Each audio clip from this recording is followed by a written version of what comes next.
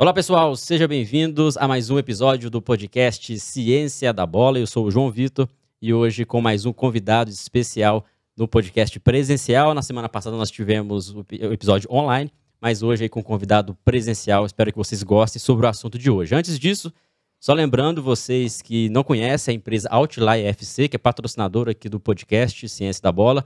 Outlier, que é uma empresa específica para análise tática de atletas de forma individual. Então, se você é atleta, você é treinador, quer melhorar a performance dos seus atletas, entre em contato com a equipe da Outlier FC, patrocinadora. Até vai estar aqui a logo da Outlier durante o episódio para que vocês possam lembrar e acompanhar o trabalho de qualidade que eles fazem, ok? Bom, no episódio de hoje a gente vai falar sobre direito esportivo, gestão, enfim, vai ser um papo muito interessante, um convidado especial também. Sérgio Rodrigues, atual presidente do Cruzeiro, vai estar com a gente no episódio de hoje. Um prazer, Sérgio. Obrigado por você ter vindo aqui. É um prazer ter um profissional de qualidade, de alto nível, aqui no nosso episódio. Obrigado. Isso. Prazer é todo meu, né? Qualidade, alto nível e bondade. Mas o prazer é todo meu e sempre que a gente pode discutir essas questões aí, seja direito esportivo, mercado, gestão, SAF, né? Sempre bacana que eu sou um defensor ferrenho aí do estudo no futebol, então acho que o próprio nome do podcast tem tudo a ver para aquilo que eu defendo, que eu gosto. Então tenho certeza que a gente vai trocar boas ideias aí, tomara que o pessoal goste. Com certeza. E quando a gente fala de ciência da bola, antes nós estávamos conversando aqui em off, né? A importância do conhecimento para trabalhar com o futebol. E o conhecimento para trabalhar com o futebol não é apenas ali no campo.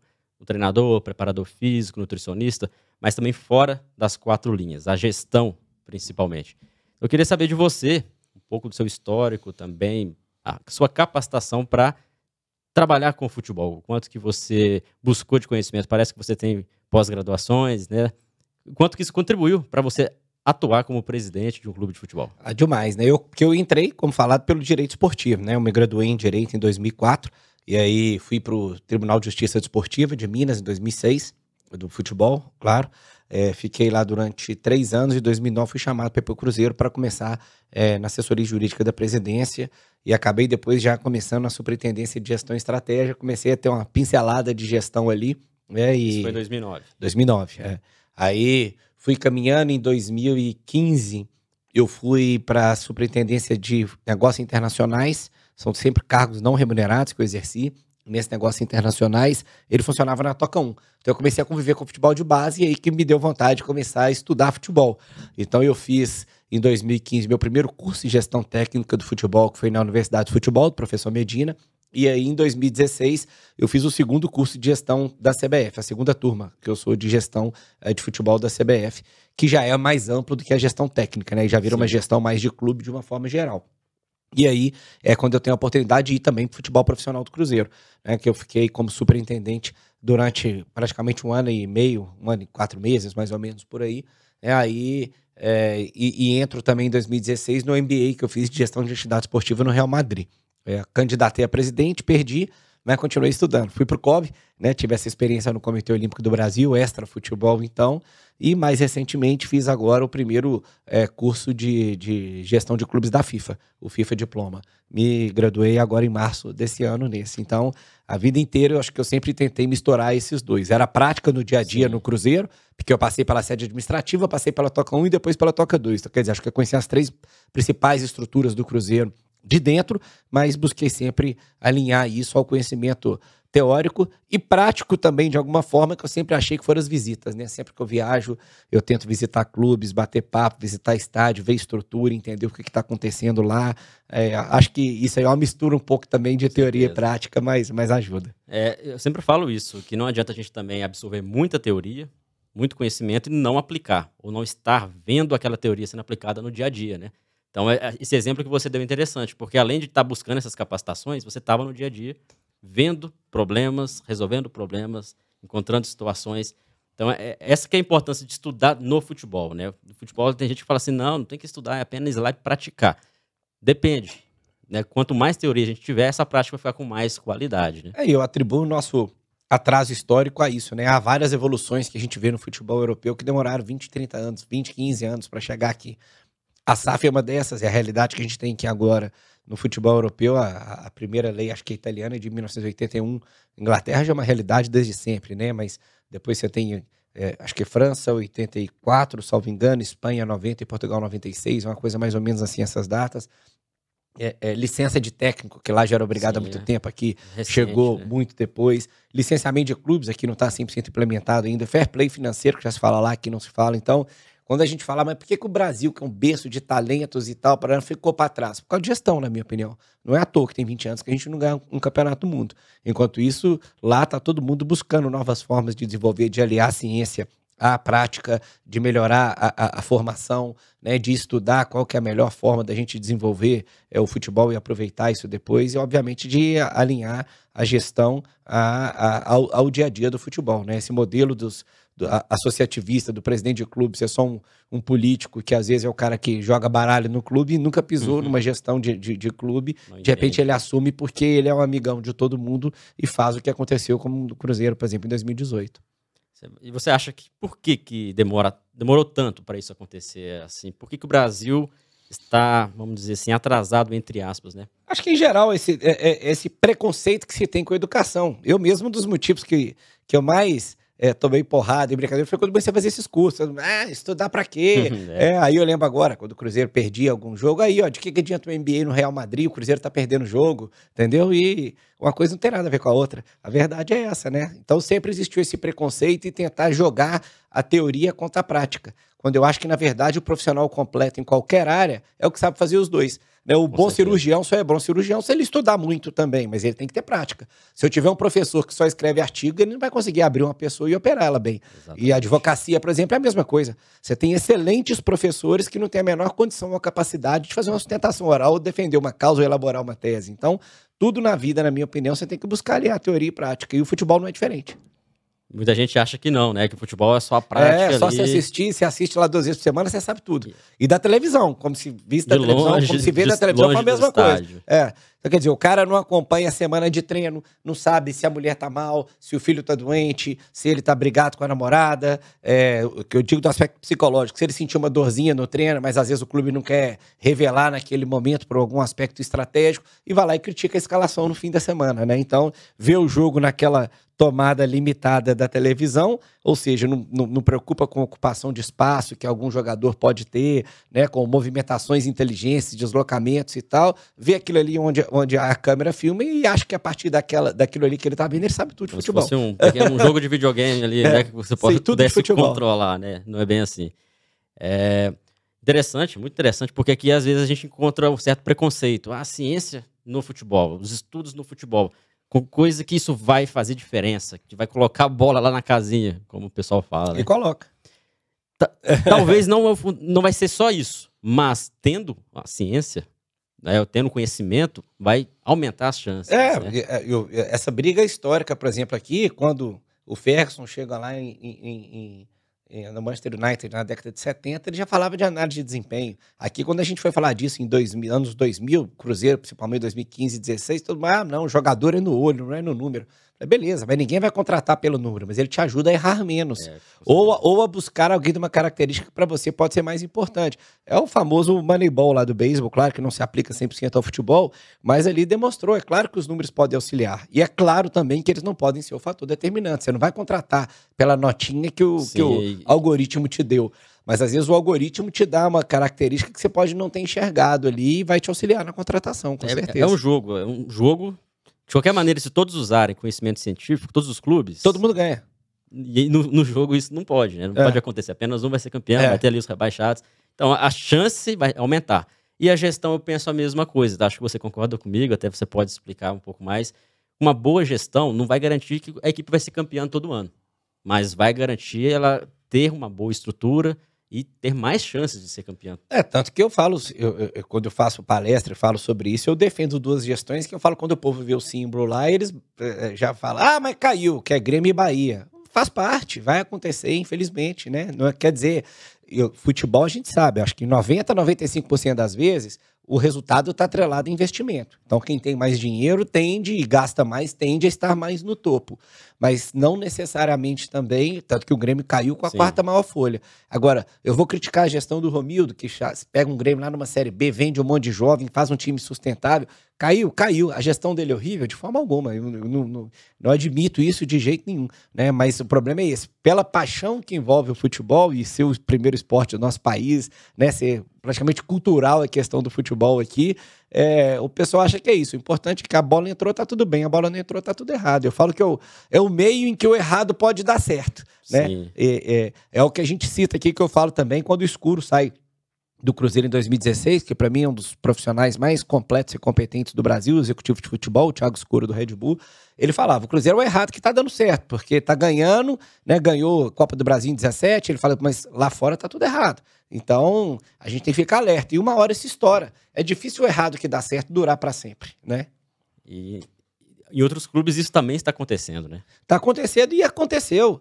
Né? Tanto que você pega ali um Palmeiras super vitorioso, caiu 1, 2 vezes, o Grêmio também. Então a conta chega para alguém qualquer hora, o próprio Atlético Mineiro também. Então, assim, salvo raríssimas exceções, que eu acho que é Flamengo, São Paulo e Santos só hoje, né? Acho que o Flamengo, pelo que atingiu de capacidade de torcida, de geração de renda, etc., então realmente vai ser difícil ver. Mas eu acho que até para os outros não é longe de acontecer se continuarem nesse modelo de gasta para poder ganhar, se não ganha, troca técnico e tal. Isso aí uma hora a conta chega. Acontece, né? Pode demorar, mas chega. Falando de gestão, Sérgio, é muito interessante que no Brasil também há esse preconceito com clube-empresa. Até a gente pode entrar nesse assunto, que é um tema muito pertinente, principalmente com você no comando do Cruzeiro. Você pegou o Cruzeiro numa situação bem crítica, todo mundo sabe, né? Conseguiu ajudar a implementar a SAF, né? A Sociedade Anônima do Futebol aqui no Brasil, conseguiu aí um feito histórico do Cruzeiro ser o primeiro grande clube a se transformar em SAF, historicamente, com a aquisição do Ronaldo, né?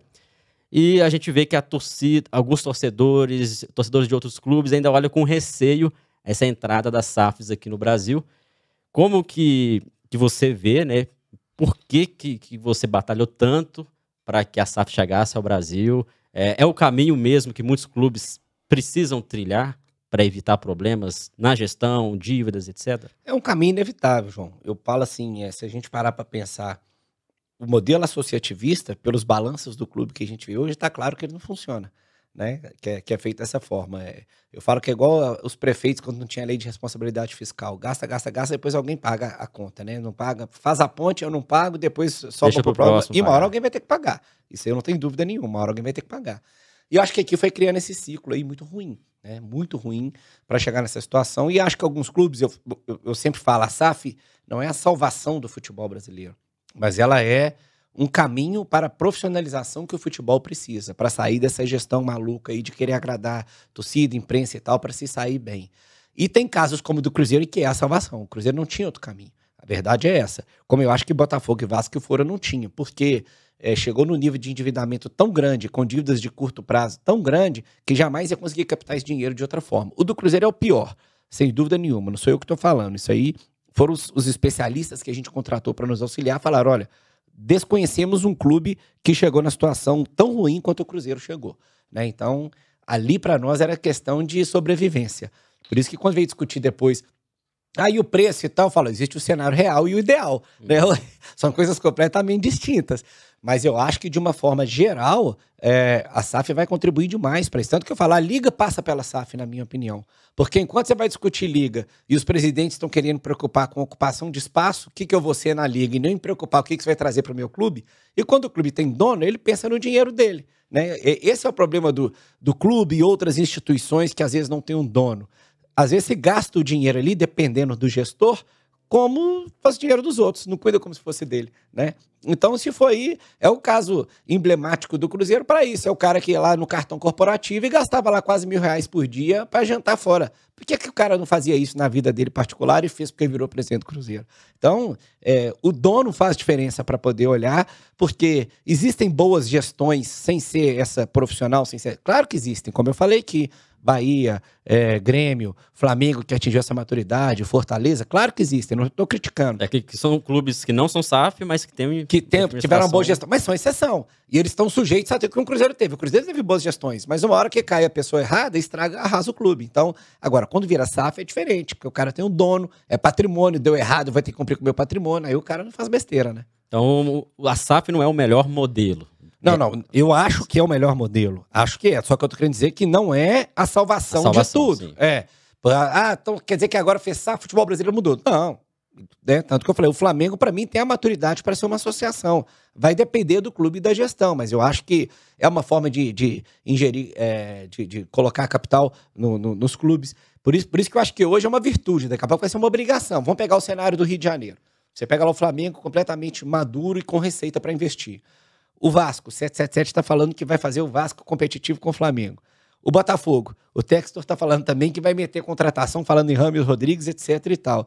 Será que em 5 anos o Fluminense aguenta não ser SAF? Diante desse cenário? Quando esses 3 clubes talvez passarem a dominar o cenário? Essa que é a questão. O Fluminense está bem sendo? Tá, mas Botafogo e Vasco começaram agora. Se esses fundos realmente forem colocar dinheiro assim, eu acho que pro Fluminense vai ser inevitável, né? Então, e aí quando o Cruzeiro também que vem com seu investidor e o Red Bull que já tem lá o seu investimento, e aí você pega o Flamengo e o Palmeiras com a sua maturidade financeira e de torcida, isso aí for destacando, os que ficarem para trás vão falar assim, pô, mas como é que eu boto mais dinheiro para dentro? Não tem mais jeito, eu não vou fabricar dinheiro, qual que é o jeito? SAF. Então, para eu me tornar competitivo, eu vou ter que ser.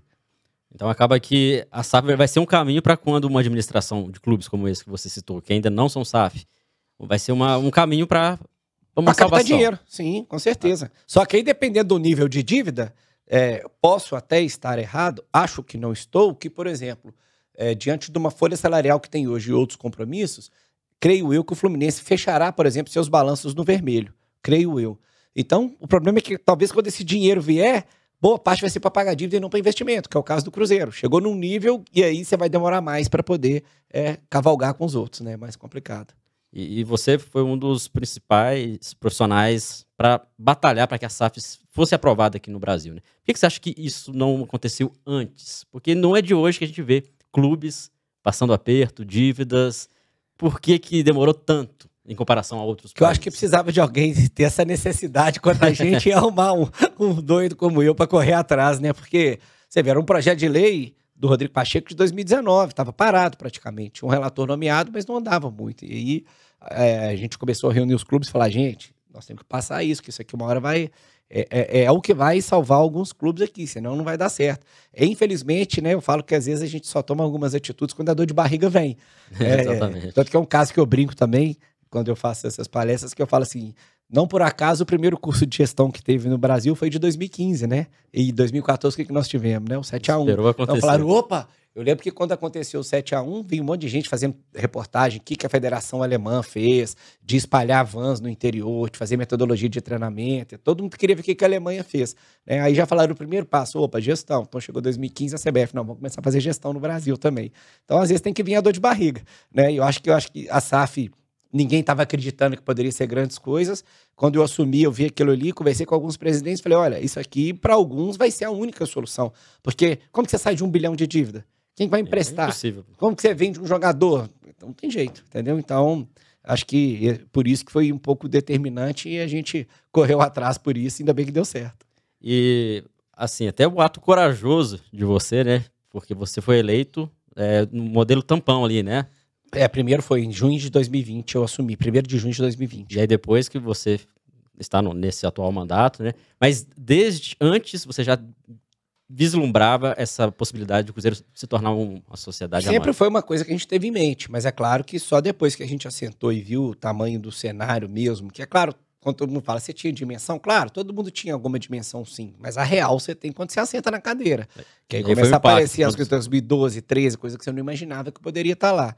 E aí você vê realmente um cenário, e aquela história, é igual a eleição, que todo mundo fala que vai votar no C, né? Então ali antes da gente entrar, não, votar do seu lado, vou te ajudar. Na hora que você assenta, opa, já começa a não aparecer tanto, aí você fala, olha, você tem que criar uma forma de não depender de ninguém. E aí eu assumi em junho, em novembro, eu já tinha participado de um bate-papo, né, com os nossos sócios Diamante, e eu falava isso com eles, que como o campeonato começou em agosto, a gente estava em novembro meio balançando realmente com mais chance de não subir. E aí, eu lembro que perguntaram, bom, e se o Cruzeiro não subir? Eu falava, gente, ainda que suba, vai ser bom, que todo mundo quer, mas não resolve o nosso problema financeiro, resolve o desportivo, mas não resolve o financeiro. Então, assim, nosso problema só vai se resolver com a SAF, porque é o único jeito da gente ter recurso desse tamanho. Ninguém vai pôr 300, 400, 500 milhões num clube se não for para ser dono dele. E aí você então já tinha essa ideia baseada em toda a sua experiência no Já. futebol, esse conhecimento. Você sempre quis trabalhar no futebol, Sérgio? Não, foi natural. Eu sempre fui torcedor de arquibancada. Meu pai é conselheiro do Cruzeiro, sempre me levou em jogos. Aí, à medida que ele foi ficando mais velho e desistindo de ir, eu continuei indo com meus amigos. Sempre fui a jogo fora de BH, fora de Minas, fora do Brasil, né? Sempre frequentei. Aí, quando eu tive essa oportunidade, por gostar de futebol e direito, como eu falei, começou no TJD. Aí, quando veio esse convite para ir pro Cruzeiro, eu fui começando a conviver aquele dia a dia. Quando você tem essa paixão, aí você já vai no jogo, você já tá ali dentro, você começa a participar de bastidor. Foi me dando esse interesse em crescer internamente, né, no Cruzeiro, e vi que poderia um dia chegar à presidência, né? Então, acho que fui trilhando o meu caminho ali para isso depois. Foi meio natural com a convivência. E assim, trabalho muito bem feito, concretizando, tomara, né? A gente torce para que o Cruzeiro consiga aí o acesso esse ano. E isso concretizou também com a SAF sendo aprovado, o Cruzeiro sendo o primeiro clube a conseguir ter essa natureza jurídica e um contrato aí com um profissional como o Ronaldo. Eu até queria saber como que foi, por que a escolha do Ronaldo, se já havia uma conversa anterior, como que se deu isso? Eu primeiro, sempre que eu cheguei no Cruzeiro, busquei restabelecer um papel institucional que eu acho que faltava muito. Então, era visitar político, visitar outros clubes, visitar personalidades que têm a ver com o Cruzeiro, em viagens que eu fazia, correr atrás para resgatar o Cruzeiro e tentar recuperar a credibilidade que ele tinha perdido. E uma dessas pessoas que eu visitei, ainda no início de 2021, foi o Ronaldo. Mas nem tocava nesse assunto ainda, a lei estava bem incipiente e tal, mas foi bacana porque de alguma forma mostrou, né, opa, estamos aqui, Cruzeiro Ronaldo, né, tiramos uma foto, fui até muito criticado, porque, por que você foi fazer lá, tá gastando camisa à toa, não vai render nada pro Cruzeiro, e eu sempre acredito, acostumado, começou, a advocacia é basicamente uma profissão de relacionamento, né, porque eu falo, eu me acho um bom advogado, mas eu conheço 200 iguais, então assim, né, tem melhores? Tem melhores, então às vezes é o relacionamento, é a confiança que te faz ganhar as coisas, então eu sempre acreditei nisso, por isso que eu ia buscando esses relacionamentos. E aí, quando a coisa lá na frente muda para essa figura, é claro que a XP foi essencial, né? E demos essa sorte, não sei nem se foi sorte ou se aconteceu por causa disso, né? Mas a gente tem entrado na XP através de um mineiro, grande cruzeirense, que é o Pedro, que é de Três Pontas. E aí o Pedro se dedicou de corpo e alma a esse projeto, tinha esse relacionamento, e aí ele comentou com o Ronaldo, olha, tem essa possibilidade, acho que pode ser bacana, né? E aí acho que o Ronaldo já tinha, já tive com o presidente, será que dá e tal, não sei o quê. Começou dele, mas depois ele já sentou a gente na mesa e a partir daí foi. Então acho que foi uma coisa muito bacana, mas desde o dia da hora que eu vi, porque como normal, você contrata uma empresa para captar, ela que tem o primeiro contato com todo mundo. Depois ela traz os potenciais compradores. Na hora que me trouxeram o Ronaldo, já quase caí para trás, né? Falei, olha, isso aqui, acho que o potencial que a gente tem de ganho intangível aqui é absurdo, porque a hora que você agrega a marca dele, não tem nem como precificar isso, né? Então, fiquei muito animado e eu não tinha dúvida que ia dar certo. Eu estava até comentando com um amigo outro dia em relação a isso, porque foi o primeiro clube grande a se tornar SAF, o Ronaldo, um nome conhecido mundialmente, e isso parece que é incerto, assim, em alguns momentos, para alguns torcedores, se vai dar certo ou não. Tudo que é novidade no Brasil, a gente ainda fica com o pé atrás. O brasileiro tem isso, né? Mas por ser o Ronaldo, por ser uma boa administração que o Cruzeiro tem com você, parece que deu uma confiança maior nas pessoas. E o Cruzeiro vem demonstrando isso também, no campo, nos resultados. Isso parece que vai desmistificar um pouco esse receio com a SAF, que se não fosse bem pensado estrategicamente, né, com, de repente, um outro modelo, e se começasse de uma forma ruim, talvez, né, as pessoas já iriam ficar com o pé mais atrás ainda em relação à SAF. João, eu falo o seguinte, é engraçado, voltando àquela cultura do futebol ser a bola na casinha. No começo, no Mineiro, que a gente chegou, acho que nós empatamos com o Atlético, não lembro, fizemos 1 ou 2 jogos aí que não foram tão bons assim. É a coincidência, sempre que sair um jogo ruim, vem alguma coisa criticando o modelo SAF. Então, por exemplo, você vê hoje alguém discutir o preço da venda do Cruzeiro? Com o Cruzeiro aí? Ninguém discute isso mais. Então se discutiu isso quando a gente perdeu a final do Campeonato Mineiro. Então, é o cultural que é dose. E aí, por isso que eu falo que o sucesso desse modelo, por isso que hoje, quem quer um bom futebol, quem aprecia o futebol, quem gosta do futebol, eu tenho o Brasil inteiro torcendo pro Cruzeiro. Porque o Cruzeiro dando certo vai ser o espelho para quem só pensa na bola na casinha, falar, opa, o modelo de SAF é bom pra caramba. Funciona, tá funcionando. Então, assim, nós sabemos, né, você que toca aí o Ciência da Bola, que não tem nada a ver uma coisa com a outra, mas no senso comum, no subconsciente geral, isso acontece. Então eu falo assim, a torcida do Cruzeiro hoje deve ser de 30, 40 milhões, né? Não é 9 milhões mais, porque quem quer ver esse bem do futebol torce hoje para o Cruzeiro dar certo por isso, porque vai atrelar exatamente o sucesso do modelo ao resultado, quando na verdade nós vamos ver isso no médio prazo. Coincidência ou não, os dois que estão mais disparados na Série B estão bem. O Botafogo, que é o Cruzeiro e Vasco, que são SAF. O Botafogo estava bem, caiu, agora ganhou de novo, enfim, pode oscilar. Mas você vê, isso prova que não é a SAF que vai fazer subir. Mas nós vamos ver que ao longo do tempo as SAFs terão mais consistências que as associações. É isso que eu acredito. Perfeito. E além disso também agrega a marca do Cruzeiro para o mundo todo, né? Até recentemente o Cruzeiro teve uma publicação na France Football. Sim. Em relação à própria gestão, né? Sim, do Ronaldo, a venda e a gestão, como que despertou, como que essa venda fez o Cruzeiro renascer, né? Então isso acaba que agrega mais valor não só à SAF, mas ao clube, ao modelo e até ao futebol brasileiro.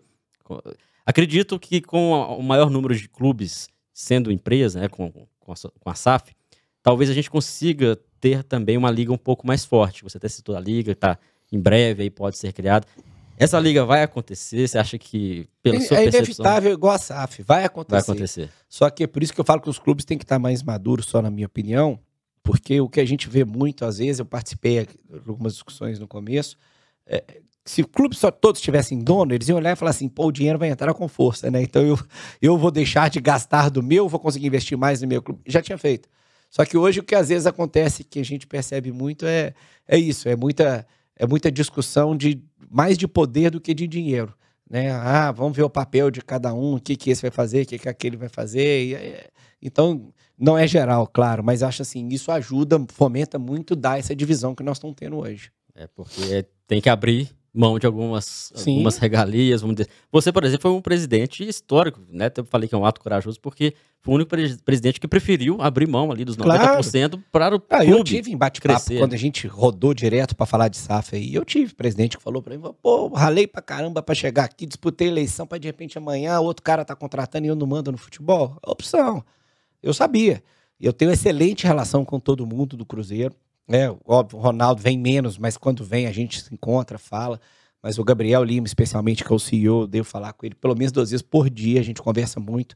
Acho que temos até uma relação de amizade, adquirimos depois aí. Mas eu falo isso, e a primeira coisa que eu fiz quando assinou e tal, eu tinha uma sala na Toca, eu tirei minhas coisas e deixei à disposição. Eles até falaram, não, vem pra cá e tal, pode ficar. Eu falei, cara, qual que é o sentido? A gente passou a gestão. Né? Então eu falei, isso é igual uma empresa. Eu vendi uma empresa e fiquei com 10%. Eu vou ter sala de diretoria? Não faz sentido. Tem que saber deixar aí. Né? Então, ficar dando palpite, tanto que hoje muitas vezes as pessoas perguntam, né? Ah, vai vir fulano, vai vir um ciclano, você acha que veio? Eu não tô aqui para dar palpite, eu tô para dar suporte. É diferente. Eu quero que a coisa dê certo. Então, o que eu puder fazer para ajudar a dar certo, eu vou fazer. Agora, se me for demandado, ou seja, acho que esse cara aqui você pode ajudar, ajuda a gente? Ajudo.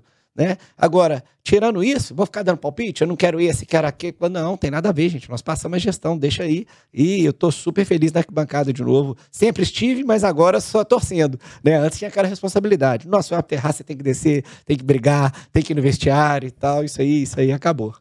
Então, realmente, falta também isso em muitos dos dirigentes, né?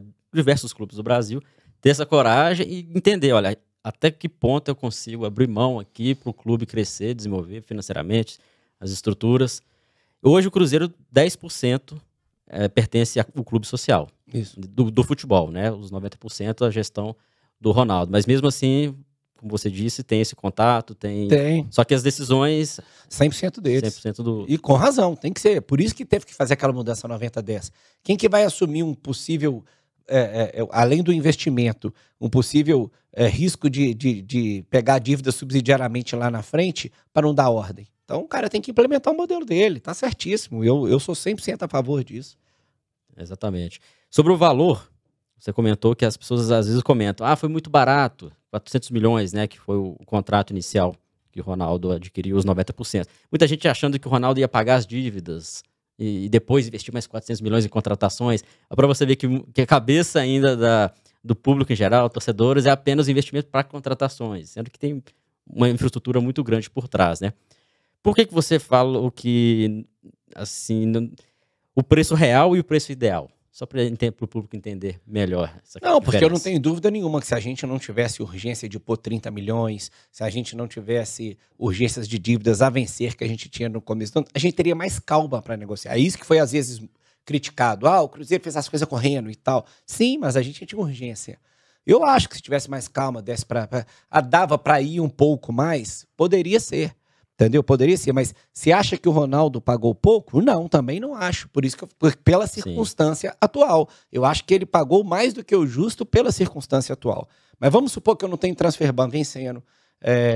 Vamos supor que meu salário já estivesse em dia. Vamos supor que meu parcelamento tributário já estivesse todo em dia. Eu teria mais calma para falar, opa, já tem isso na mão. Deixa eu ver, fulano, aquilo, fulano. Então, assim, o comprador ideal, eu não tenho dúvida nenhuma que eu tenho. Mas é claro que se essas situações não tivessem, ele mesmo já teria que partir de um outro patamar para oferecer. Então eu digo, dentro do cenário real que a gente vivia, eu acho que foi muito bem feita a venda, foi bom para todo mundo, bom para ele, dentro da capacidade que ele tem de fazer investimento e bom para nós que não tinha uma perspectiva de curto prazo nenhuma de arrumar esse dinheiro. E outros clubes que de repente têm já uma estrutura um pouco mais saudável, tem um tempo de calcular, poderão fazer negócios de forma diferente. Sim, nesse cenário que você disse. O América. Vamos ver o América, que a gente está falando. Eu vejo o Salum falando que estruturou a SAF, está pronto, está conseguindo rodar bonitinho, fecha o balanço no azul e tal. Eu falei, estou esperando com calma. Eu tenho hoje receita para pagar minha folha, não tenho dívida de curto prazo. Então vamos analisar os melhores cenários para a gente escolher lá na frente, entendeu? Por isso que eu falo que, para quem acredita, é a graça até divina o nosso caso ter sido tão bacana, de ter sido uma coisa que não tem dúvida que foi boa para o clube, e junto a isso ter sido o Ronaldo. Exatamente. É bom falar sobre esse assunto de SAF. As pessoas têm dúvidas em entender a diferença de clube e empresa para SAF, que tem diferença. Total. A SAF é um clube empresa. Clube empresa é um gênero. Mas nem todo clube empresa é uma SAF. Exatamente. Exemplo, Red Bull. Red Bull não é SAF. Né? Então, o Cuiabá agora é SAF. O Cuiabá virou SAF.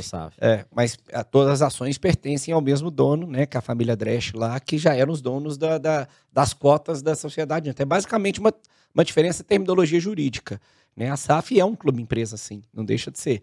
Mas esse modelo já existia. O clube já tem que nascer empresa. Clube empresa. Um clube associativo ele não pode se tornar um clube empresa, ele tem que se tornar uma SAF. Não, ele pode se tornar empresa. Ele não precisa ser SAF. Ele pode se tornar uma limitada, uma sociedade simples. Ele pode adotar outra natureza jurídica sem problema nenhum. Que é exatamente o caso do Red Bull. O que o Red Bull faz?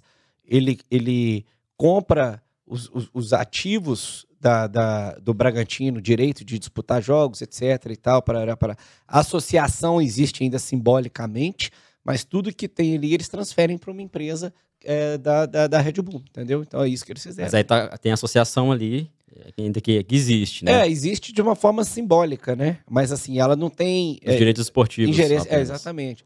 O que foi comprado ali é o direito de disputar as competições, né? Aí já veio o plantel, veio tudo junto.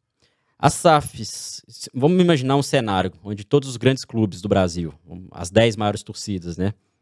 Todos se tornem SAFs, ou clube empresa, no caso.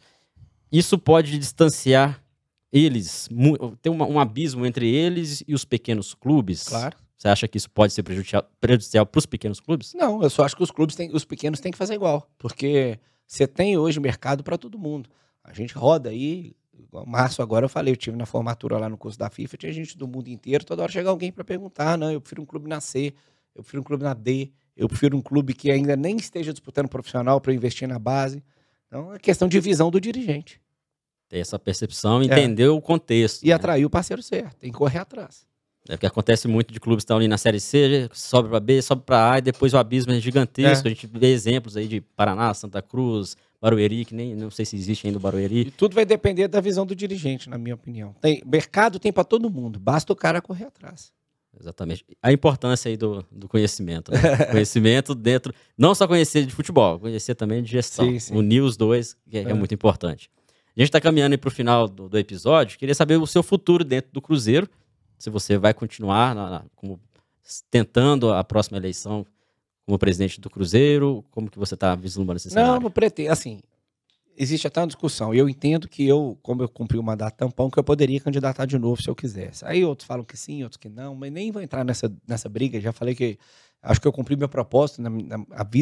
Na minha vida sempre foi propósito, nunca foi ocupar o cargo por ocupar, né? Então, quando eu fui para o COB, por exemplo, eu queria entender o esporte olímpico, viver o esporte olímpico. Foi excelente a minha passagem. Eu só tive que largar realmente, porque quando eu assumi a presidência do Cruzeiro, no COB o meu cargo era conselho de administração, mas eu era na vaga dos independentes, então eu não podia ter ligação nenhuma com o clube. Então, quando eu assumo a presidência do Cruzeiro, eu tive que largar lá, senão ficaria, porque eu tinha essa vontade, esse propósito de... Eu sou apaixonado com esporte em geral, mas de conhecer mais a fundo e participar um pouco do esporte olímpico. Então, tive que sair. E no Cruzeiro, eu acho que eu cumpri meu papel. Quando eu entrei, eu falei, meu sonho nunca falei levantar taça, né? Sempre foi estruturar o Cruzeiro, né, para um futuro sólido, né? Ainda usava essa expressão para meus filhos e para meus netos. Então, eu acho que eu saio ainda só no final do ano que vem, mas após fazer essa negociação e já estruturando o pagamento de dívida, como a gente já falou de que é entrar com recuperação judicial, deixar o plano sustentável, né, transformar o clube social em sustentável, né, deixando isso tudo estruturado, meu papel está cumprido. Então, não tem essa vontade de, vou candidatar só para dizer sou presidente do Cruzeiro ainda, isso aí não me comove, não. E qual que é o seu pensamento? Você vai ser candidato também a deputado?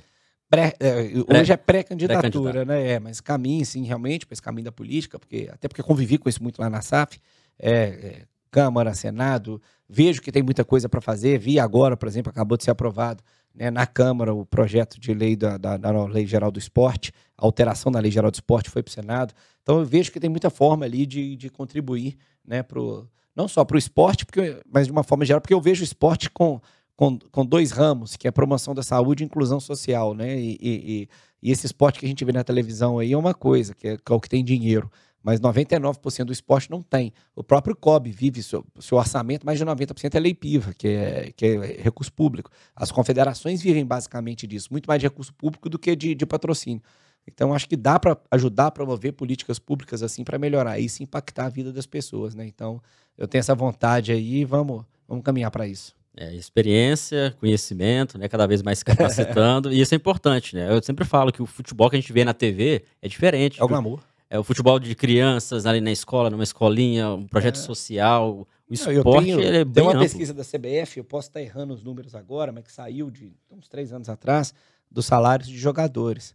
1% ganha mais de 5 mil reais. 1% ganha mais de 5 mil reais. Então, quer dizer, a gente vê esse futebol na TV, acho que ele é a realidade, né? Não, ele é a exceção da exceção. A realidade é os campos de várzea que a gente vê aí, do cara que ganha 100 reais por jogo, 200, que sonha em ser, que às vezes joga num time que não tem competição o ano inteiro, né? Então joga um estadual, uma segunda, terceira divisão do estadual. Exato. Durante 3, 4, 5 meses, depois tem que complementar a renda com outra coisa. Essa é a realidade. No intervalo, o futebol amador, às vezes. Essas ali, pessoas, né, que precisam de ajuda. E também a educação básica, né? O quanto que a gente precisa ver cada vez mais o esporte nas escolas. Exatamente. A estruturação, não só nas aulas de educação física, mas o esporte em geral, ali como promotor de saúde e também de educação.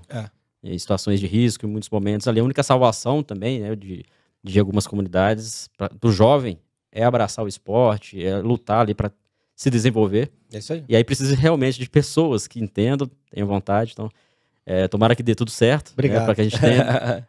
Veja você também em outro cenário fazendo trabalho de qualidade, assim como você conseguiu aí com a SAF no Brasil, com o Cruzeiro. Espero que dê tudo certo também. Você consiga trazer o esporte de uma melhor qualidade para todos. Tomara. Obrigado.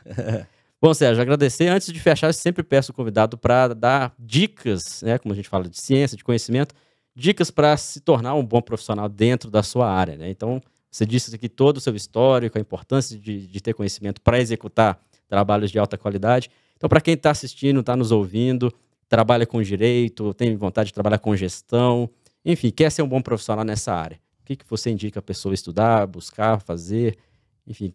Eu acho que é basicamente um compilado do que a gente falou aqui, né? Eu, quando comecei, por exemplo, direito esportivo, não tinha quase nada. Então, a gente ia na cabeçada mesmo, né? Na prática ali do TJD, estudando, lendo, buscando artigo. Depois começaram.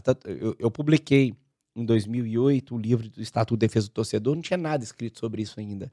Depois eu publiquei o Manual de Direito Desportivo, porque não tinha nada de introdução que te desse a noção geral do direito esportivo que sequer é ensinado nas faculdades, né? Era sempre cursos. Então, eu acho que hoje a gama é muito maior. Hoje, quem quer conhecimento consegue buscar e achar. Vai depender de cada um.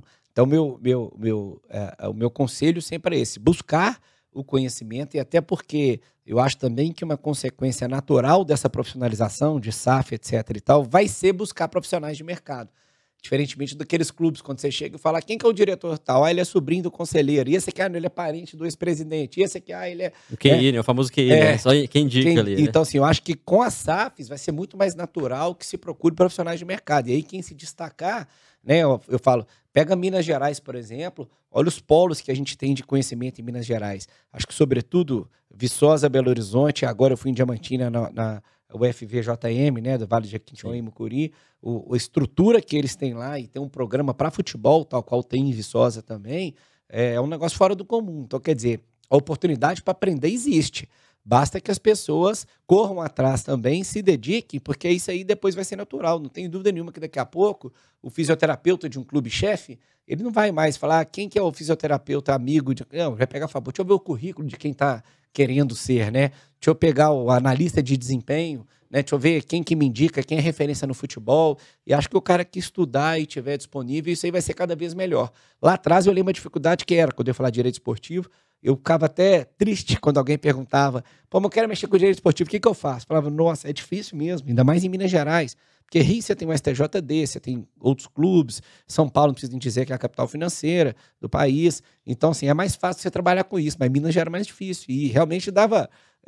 dó não é a palavra, que eu não gosto de ter dó de ninguém, mas eu ficava chateado de não poder dar uma esperança de que, assim, estuda que você vai trabalhar com direito esportivo. Hoje eu já acho que isso é muito mais amplo. Os clubes sociais, que nós temos grandes em Minas Gerais, por exemplo, já demandam essa consultoria, né? Você tem uma advocacia interna. Os clubes normais de Série A, B de futebol também estão crescendo. Outras modalidades, como o Cruzeiro tem o vôlei, o Minas tem diversas, né? Então, Praia Clube de Uberlândia é uma referência.